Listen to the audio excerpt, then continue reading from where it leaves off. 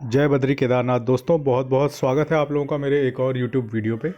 तो दोस्तों आज 28 जनवरी हो चुकी है और मेरे 27 जनवरी तक के म्यूचुअल फंड पोर्टफोलियो अपडेट हो चुके हैं।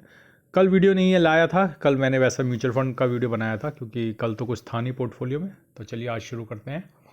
तो कल मुझे इस पोर्टफोलियो में जो कि इंड मनी ऐप पे है लगभग 3200 रुपये का नोशनल गेन हुआ है और मुनाफा बढ़ के 6700 रुपये हो गया है। 9,29,000 इन्वेस्टेड वैल्यू है, 9,30,000 करंट वैल्यू पोर्टफोलियो के लगभग 0.1% का मुनाफा है। 41,500 की SIP है जिसमें से 36,500 की SIP जो है कंप्लीट हो चुकी है। कल पारंपरिक में 419 रुपये का गेन हुआ है जिसमें 4.25% का प्रॉफिट है। निपॉन लार्ज कैप में 531 रुपये का गेन हुआ है जिसमें 3.25% का प्रॉफिट है। ICICI लार्ज कैप में 732 रुपये का गेन हुआ है जिसमें 4.25% प्रॉफिट है। कोटक मिड कैप में 87 रुपीज़ का गेन हुआ है जिसमें आधा % का मुनाफा है, भारी मुनाफा है आधे % का। एडलवेज स्मॉल कैप में 208 रुपये का गेन हुआ है और आधे % का नुकसान है। HDFC मिड कैप में 75 रुपये का गेन हुआ, लगभग 5.5% का मुनाफा है। एडलवेज मिड कैप में 214 रुपये का गेन हुआ है, लगभग 4.25% का मुनाफा है। निपॉन इंडिया मिड कैप में कल 100 रुपये का गेन हुआ है, लगभग 2.25% का मुनाफा है। बंधन लार्ज एंड मिड में 139 रुपये का गेन हुआ है, लगभग 3.25% का मुनाफा है। इन्वेस्टको इंडिया मिड कैप में 84 रुपीज़ का गेन हुआ है, 0.1% का भारी मुनाफा। इन्वेस्टको इंडिया लार्ज एंड मिड में 86 रुपीज़ का गेन हुआ है, 1.25% का नुकसान।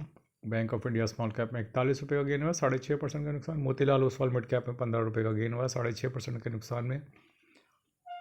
HSBC स्मॉल कैप में 184 रुपये का गेन हुआ है, 6.5% के नुकसान में। कोटक स्मॉल कैप में 9 रुपये का गेन हुआ है, 6.5% के नुकसान में। कैनरा रोबेको स्मॉल कैप में 112 रुपये का गेन हुआ है, 2.25% के नुकसान में। JM फ्लेक्सी कैप में 53 रुपये का गेन हुआ है, 3.25% के नुकसान में। निपॉन स्मॉल कैप में 146 रुपये का गेन हुआ है, लगभग 0.4% के नुकसान में। SBI स्मॉल कैप में 33 रुपये का नुकसान हुआ है, 5.25% के नुकसान में। टाटा स्मॉल कैप में 37 रुपये का नुकसान हुआ है, लगभग 0.10% के नुकसान में। जियो ब्लैक रॉक पे 115 रुपये का गेन हुआ है, 2.25% के नुकसान में है। ICICI लार्ज कैप में 7 रुपये का गेन हुआ है, लगभग 0.3% के नुकसान में है। तो आज कौन कौन सी SIP मेरी कटी है एक बार उस पर नज़र मार लेते हैं और पैनी नज़र बना के रखते हैं SIP जो कट रही है। HSBC small cap, Invesco India mid cap, Bandhan large and mid, HDFC mid. तो ये 4 SIP मेरी आज कटी हैं इंड मनी ऐप के थ्रू। आइए चलते हैं हम अपने ग्रो ऐप के म्यूचुअल फंड पोर्टफोलियो पे, एक बार देखते हैं वहाँ कैसा रहा पोर्टफोलियो का हाल। तो वहाँ पर लगभग कल 10,000 रुपये का मुनाफा आता, जो नुकसान है अब घट के 94,000 रह गया है। 27,57,000 इन्वेस्टेड वैल्यू है और 26,63,000 जो है करंट वैल्यू है पोर्टफोलियो की। तो एक बार मैं आपको दिखा देता हूँ किस किस म्यूचुअल फंड ने कल मुझे कितना मुनाफा दिया था। मोतीलाल ओसवाल डिफेंस कल चढ़ा था 1.5%, आज भी काफ़ी चढ़ा है डिफेंस, लगभग 0.7% चढ़ा है। आदित्य बिरला सन लाइफ PSU, इन्वेस्को PSU, वो जो बजट वाले शेयर्स हैं वो सब भाग रहे हैं। HDFC डिफेंस, कॉन्ट इंफ्रास्ट्रक्चर, तो वही बजट वाली चीज़ें चल रही हैं। तो मैं धीरे धीरे स्क्रॉल कर रहा हूँ ताकि आप नज़र बना सकें। तो आज जाइएगा मत पोर्टफोलियो के बाद, आखिर में मैं आपको कुछ इंपॉर्टेंट अपडेट दूंगा शेयर मार्केट से रिलेटेड, और अगर आप इंटरेस्टेड हो तो बिल्कुल सुनिएगा, इंटरेस्टेड ना हो तो आपकी इच्छा है। तो आइए चलते हैं अब अपने शून्य प्लेटफॉर्म पे जहाँ पे मैं ETF स्विंग ट्रेडिंग वगैरह करता हूँ। तो आज मैंने FMCG ETF की 10 क्वांटिटी खरीदी है, मोतीलाल ओसवाल हेल्थ ETF की 10 क्वांटिटी खरीदी है। तो आज इस पोर्टफोलियो में लगभग जो कि मेरे ETF का है उसमें 2400 रुपये का मुनाफा हुआ है, नोशनल गेन हुआ है, मुनाफा नहीं।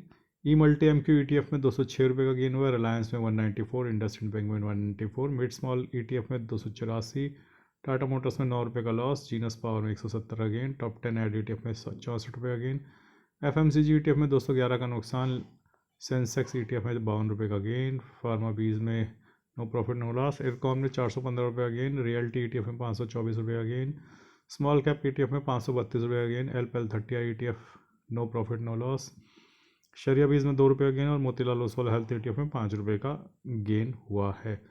ओवरऑल ये पोर्टफोलियो में लगभग 13,000 इन्वेस्टेड वैल्यू है, 2,77,000 करंट वैल्यू है पोर्टफोलियो की, और 36,000 का लगभग नुकसान चल रहा है। जैसा कि आप देख सकते हैं E-मल्टी MQ ETF में 159 रुपीज़ का लॉस चल रहा है, 1.5% का। रिलायंस में 3.5%, इंडसइंड बैंक में 17%, मिड स्मॉल ETF में 1.5%, टाटा मोटर्स में 15,000, जीनस पावर में 1700, टॉप 10 एड ETF में 2.25%, FMCG ETF में 5.25%, सेंसेक्स ETF में 2.25%, फार्मा बीज में 2.25%, इरकॉन में 3600, रियल्टी ETF में 8.5%, स्मॉल कैप ETF में 3.25%, LPL30 ETF में 1.25%। शरिया 20 मुनाफे में जाएँ, मोतीलाल ओसवाल हेल्थ ETF 5% के नुकसान में है। आइए चलते हैं अब अपने इंडिसेस पे, देखते हैं कि आज क्या स्थिति रही। तो आज निफ्टी 50 जो है 0.6% की बढ़त के साथ बंद हुआ है। मिड कैप 50 1.6, मिड कैप 100 1.6 और मिड कैप 150 1.6। तो तीनों ही मिड कैप के इंडिसेस जो मेजर इंडिसेस हैं 1.6% की बढ़त के साथ बंद हुए हैं। स्मॉल कैप 100 में 2.26 की बढ़त है, स्मॉल कैप 50 में 1.85, स्मॉल कैप 250 में 1.92। तो आज ब्रॉडर मार्केट में बहुत अच्छी रैली आई है और जैसा कि आप देख सकते हैं कि मिड कैप तो लगभग 1.6% अप हुए हैं, स्मॉल कैप लगभग 2% अप हुए हैं और लार्ज कैप 0.6% अप हुए हैं। तो 1-1.5% के आसपास आज पोर्टफोलियो में 1.25 से 1.5% के आसपास आज पोर्टफोलियो बढ़ना चाहिए, जिनका मिक्स पोर्टफोलियो है, लार्ज मिड और स्मॉल। बाकी डिपेंडिंग कि आपके पास मिड ज़्यादा है या स्मॉल ज़्यादा है, जिनके पास स्मॉल कैप ज़्यादा है उनका पोर्टफोलियो आज ज़्यादा दौड़ेगा, लगभग 2% के आसपास। तो दोस्तों आपकी जानकारी के लिए बता दूं कि ये बजट रैली आ रही है, ठीक है। तो इसको ये मत सोचना कि मार्केट टर्न अराउंड हो रही है। बजट के बाद अगले हफ्ते फिर पिटाई शुरू होगी। 24,600 इंटैक्ट है नीचे के लिए, वहाँ तक तो मार्केट को जाना ही जाना है। ये सिर्फ बजट की वजह से मार्केट में परिवर्तन आया है, ठीक है। जो फ्यूचर्स हैं लॉन्ग वाले, जो शॉर्ट हैं अभी भी काफ़ी FI के, स्मार्ट मनी के, और बाकी जो ख़रीदारी हो रही है आपने नज़र डाली होगी वो CPSE ETF और सरकारी जो नवरत्न कंपनियां उनमें हो रही है। और आपका जैसा मैंने बोला था कि बजट के आसपास सरकारी कंपनियों में, सरकारी, ये आपका जो ये डिफेंस वाली कंपनियां, इनमें बाइंग होती है। और जैसा आपने आज देखा तो बाइंग बहुत लेट शुरू हुई लेकिन बम्पर बाइंग हुई एकदम। आज आपने देखा होगा कि पब्लिक सेक्टर सब लोग ये सोच रहे थे कि इस बार भी कोई बाइंग नहीं होगी बजट से पहले, कोई सरकारी स्टॉक्स में और डिफेंस स्टॉक्स में कोई रैली नहीं आएगी। बहुत डिले किया उन्होंने, बहुत डिले किया। देखो यही होता है लोगों के सेंटिमेंट्स के साथ खेलना। जनरली ये रैली 15 जनवरी के आसपास आ जाती है, 10-15 जनवरी से, लेकिन इस बार आज हम 28 जनवरी पे बैठे हैं, सिर्फ 2 दिन का वक्त और बचा है बीच में। और आज कल से, बल्कि मैं कहूँगा मंडे से हल्की, कल तो हल्की रैली थी, आज ज़बरदस्त बाइंग हुई है सरकारी स्टॉक्स में। लगभग 5% तो सरकारी स्टॉक ऊपर भागा और डिफेंस स्टॉक लगभग 7%। इंडेक्स की बात कर रहा हूँ, बाकी स्टॉक्स तो अलग अलग भागे हैं, कुछ स्टॉक्स तो आज 15% भी भागे हैं। तो दोस्तों एक बात याद रखना कि अगर आपके पास कोई सरकारी ETF है या सरकारी स्टॉक है तो उसको निकालना है बजट तक, ठीक है। उसको लेकर नहीं बैठना है, उसको निकालना है, क्योंकि बजट के बाद दोबारा पिटाई शुरू होगी। तो अभी थोड़ा सा खिला पिला रहे हैं और ऊपर की कॉल्स पकड़ा रहे हैं रिटेलर्स को, उसके बाद अगले हफ्ते से दोबारा पिटाई शुरू की जाएगी। और फिलहाल जो भी मुनाफा बनेगा उसको बुक कर लिया जाएगा। हो सकता है फ्राइडे ही बुक कर लें या फिर बजट वाले दिन बुक कर लेंगे लोग, तो उसका ध्यान रखना, ठीक है। यही होता है, यही होगा, पिटाई जारी रहेगी। बस थोड़े दिन का विश्राम दिया गया है ताकि जानवर मर ना जाए, ठीक है। बहुत ज़्यादा आप उसे पीट दोगे तो मर जाएगा ना, थोड़ा सा उसे खाने दो, थोड़ा सा उसके अरमान जगने दो, थोड़ा उन्हें पोजीशन बनाने दो। अगले हफ्ते से फिर पैंट उतार के फिर पिटाई शुरू की जाएगी। आगे चलते हैं अपने